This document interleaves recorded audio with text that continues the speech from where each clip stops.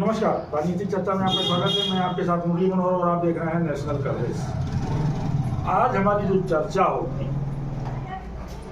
वो पहलगांव को लेकर के होगी, सीमा पे तनाव को लेकर के होगा और जिस तरह से बाबा साहब भीमराव अंबेडकर के तस्वीर पर अखिलेश यादव की तस्वीर को लगा करके और बाबा साहब की तुलना उत्तर प्रदेश के पूर्व मुख्यमंत्री अखिलेश यादव जी से किया गया। इन तमाम बिंदुओं पर चर्चा करने के लिए आज हमारे साथ जो है भारतीय जनता पार्टी के वरिष्ठ नेता, कभी छात्र राजनीति में काफी सक्रिय रहने वाले, कई बार जिला पंचायत के चुनाव भी लड़े, अभिनय सिंह राजू जी हमारे साथ जुड़ चुके हैं। आपका नेशनल कवरेज में बहुत बहुत स्वागत है। जो हमारे दूसरे सबसे खास मेहमान हैं वो कांग्रेस के वरिष्ठ नेता और अकबरपुर लोकसभा के प्रभारी रमन पांडे जी हैं। आपका भी नेशनल कवरेज में बहुत बहुत स्वागत है। चर्चा आज हम शुरू करते हैं सबसे पहले कि पहलगांव में आतंकवादियों के द्वारा जाति पूछ करके, कलमा पढ़वा करके और पॉइंट उतार करके, देख करके गोली मारा गया। न जाति पूछा गया, न देश पूछा गया, आप हिंदू हैं यह कह करके गोली मार दिया गया। अभिनय जी, इस पे आपका क्या कहना है? पहली बात तो जितने लोग उसमें मरे हैं, मैं अपनी तरफ से, पार्टी की तरफ से और देशवासियों की तरफ से मैं श्रद्धासुमन अर्पित करता हूं, उनको नमन करता हूं। ये घटना बहुत ही दुर्भाग्यपूर्ण है और जिन लोगों ने इस तरह से कायराना हरकत किया है उसकी जितनी निंदा की जाए कम है।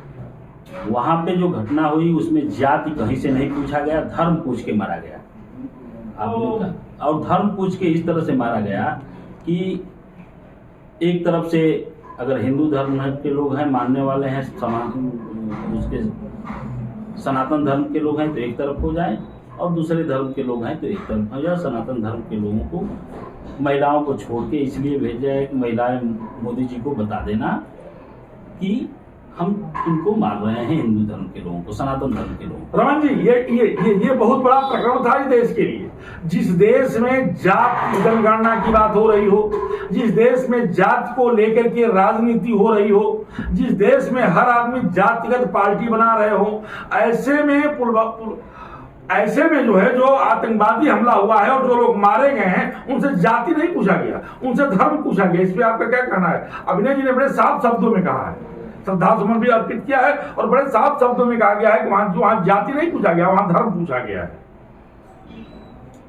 सबसे पहले तो आपके चैनल के माध्यम से जो पहलगाम में क्रूर घटना हुई आतंकवादियों द्वारा, उसकी हम घोर निंदा करते हैं और जो भी उस हमले में मारे गए लोग हैं उनको श्रद्धासुमन अर्पित करते हैं।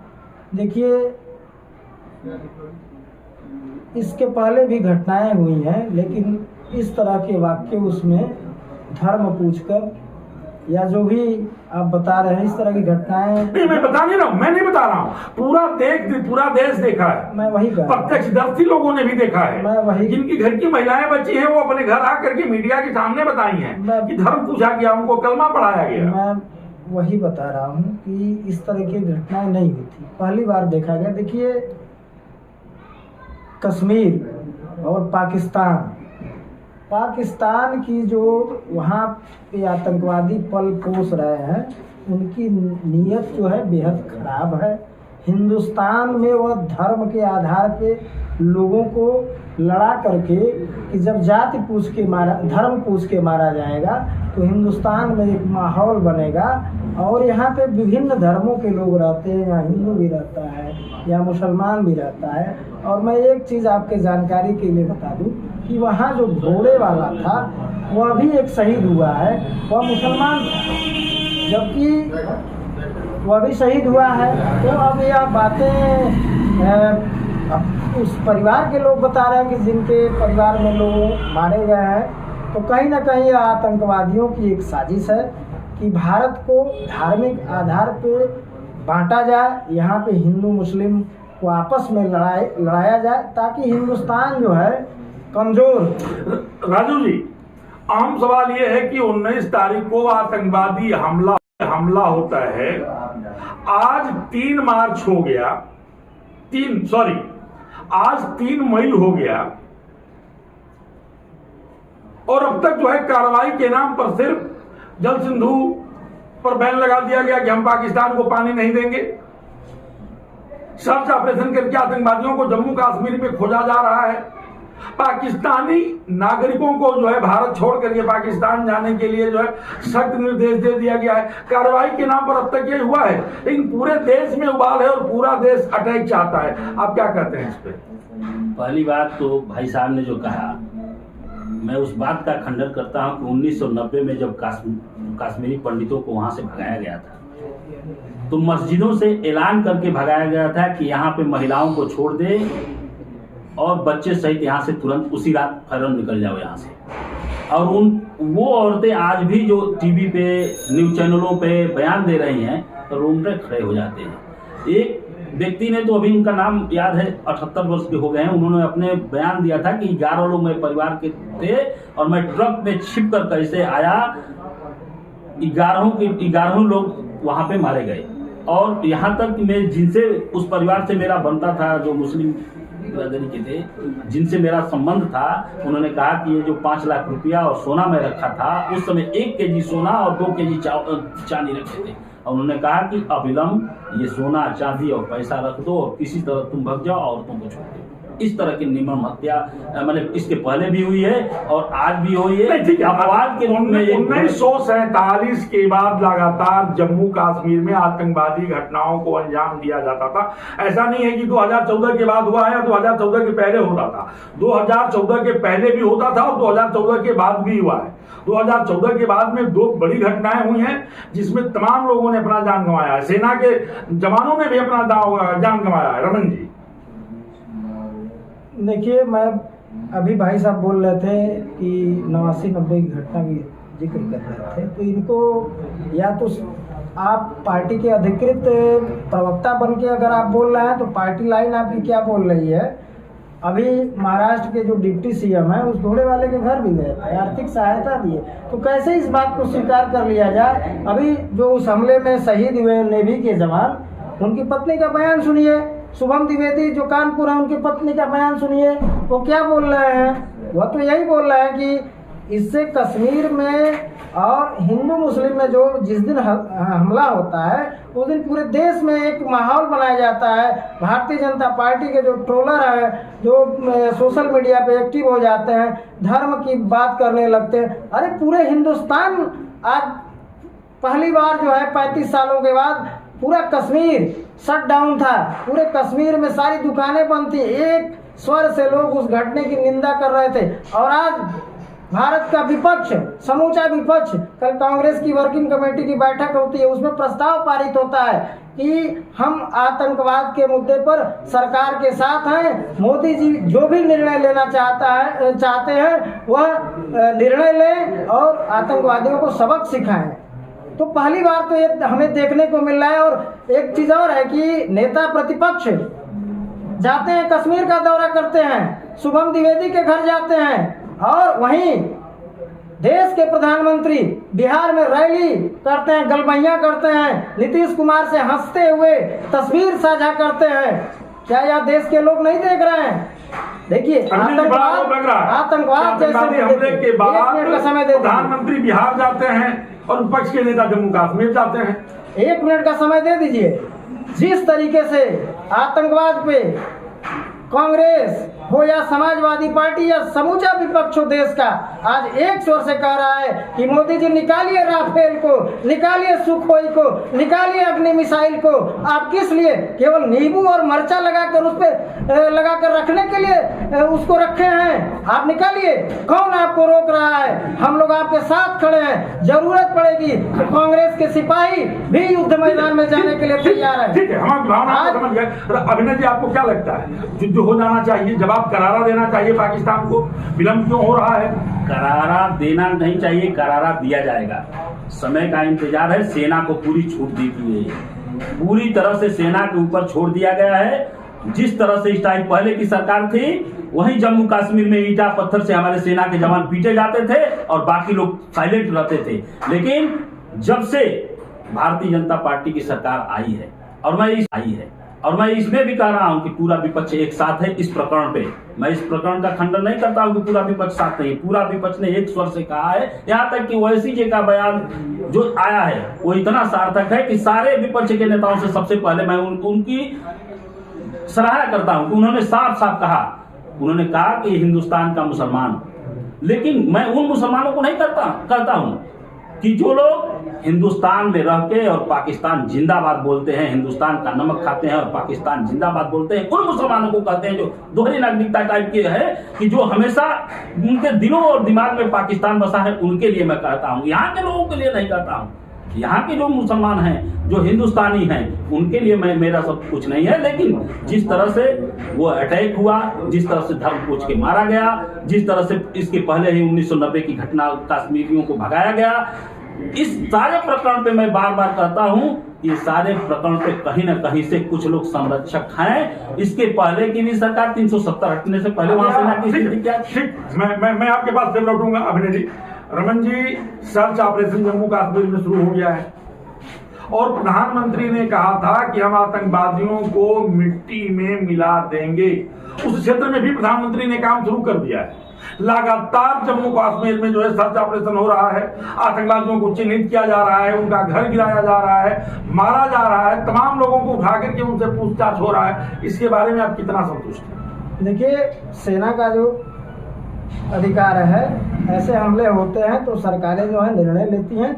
उस निर्णय में विपक्ष पूरा सरकार के साथ है। राहुल गांधी जी अमेरिका दौरे पे थे जब यह वाकया हुआ, तो उन्होंने अपना अमेरिका दौरा कैंसिल करके वह भारत आते हैं, तुरंत गृह मंत्री अमित शाह जी से बात करते हैं और उसके नेक्स्ट डे ही वो कश्मीर पहुंच जाते हैं। जाकर घायल जो रहते हैं लोग, जो उसमें जिनको गोली लगी रहती है, उनके परिवार से मिलते हैं। तो विपक्ष तो एकदम सरकार के साथ जो भी कार्रवाई, अभी कल बैठक हुई दिल्ली में, कांग्रेस वर्किंग कमेटी का जो प्रस्ताव था वो तो यही था। राहुल गांधी जी तो कह रहे हैं कि आप पार्लियामेंट बुलाइए। देखिए, आप सड़क पे क्या बोलते हैं, रैलियों में क्या बोलते हैं, इसका अर्थ नहीं होता है। लेकिन जब सदन से आप बोलेंगे, पक्ष और विपक्ष एक साथ जब सुर मिला के बोलेगा कि हम आतंकवाद के खिलाफ हैं और ऐसा निर्णय लेंगे, तो पूरा विश्व समुदाय देखेगा, पाकिस्तान भी देखेगा। राहुल गांधी जी ने तो आदरणीय मोदी जी को पत्र लिखा, खड़गे जी ने लिखा है कि आप विशेष सत्र संसद के दोनों सदनों का बुलाइए, आप लोकसभा का भी बुलाइए, राज्यसभा का भी बुलाइए और पाकिस्तान के खिलाफ निंदा प्रस्ताव और जो भी कड़े से कड़े निर्णय लेना है, पूरा पक्ष और विपक्ष एक मिनट इनका जवाब देना एक चाहेंगे। बार बार 90 की घटना की बात कर रहे हैं। एक मिनट बार बार 90 की घटना की चर्चा कर रहे हैं और भाई साहब को याद दिलाना चाहूंगा, ये जो 90 की घटना शायद 89 की घटना है, जनता पार्टी की सरकार थी। यही भारतीय जनता पार्टी के सहयोग से सरकार चल रही थी, जो ये कश्मीरी पंडितों के मारे जाने का घड़ियाली आंसू बहा रहे हैं। आज भी कश्मीरी पंडित घाटियों में जो है वह धरना कर रहे हैं कि हमें अपने घरों में जो वहाँ कॉलोनी मनमोहन सिंह की सरकार में बना था, हमें स्थापित करा दीजिए। लेकिन ये सरकार मौन है और ये ऐसे काम नहीं चलेगा। 89 में इनकी सरकार थी, बकायदे जो है पुराने इतिहासों को नहीं दोहरा सकते। जनता प्रधानमंत्री थे जगमोहन जी, मैं इतिहास आपको दे रहा हूँ। जगमोहन जी वहाँ राज्यपाल थे, जगमोहन जी राज्यपाल थे। हम आपकी बात को मानते हैं, देश संकट में है और देश जब संकट में होता है तो पुराने इतिहासों को कुरेदा नहीं जाता है। इस समय पाकिस्तान के साथ क्या होना चाहिए? 30 सेकंड में राजू जी आप अपना जो है टिकिल बस सीधा एक फंडा है और उसमें मोदी जी काम कर रहे हैं। जिस तरह से सेना को दे दिया गया है छूट, सेना अपने हिसाब से तुरंत कार्रवाई करेगी। चारों तरफ से भारत का समर्थन हो रहा है इस समय और सारे देश, चाहे देख लीजिए बगल के देख लीजिए, आप रूस को देख लीजिए, इजराइल को देख लीजिए, तमाम बड़े देश भारत के साथ हैं और इसमें सहानुभूति व्यक्त किए हैं कि वास्तव में पाकिस्तान में जो इस तरह से टेररिस्ट चल रहा है, आतंकवाद उसको बंद किया जाए और उस पर जो कार्रवाई हो उस पर हो। 30 सेकेंड में मैं रमन पांडे जी, आप क्या कहना चाहते हैं? क्या कार्रवाई को लेकर के भारत की तरफ से विलंब हो रहा है या सरकार किसी दूसरे रणनीति में लगी हुई?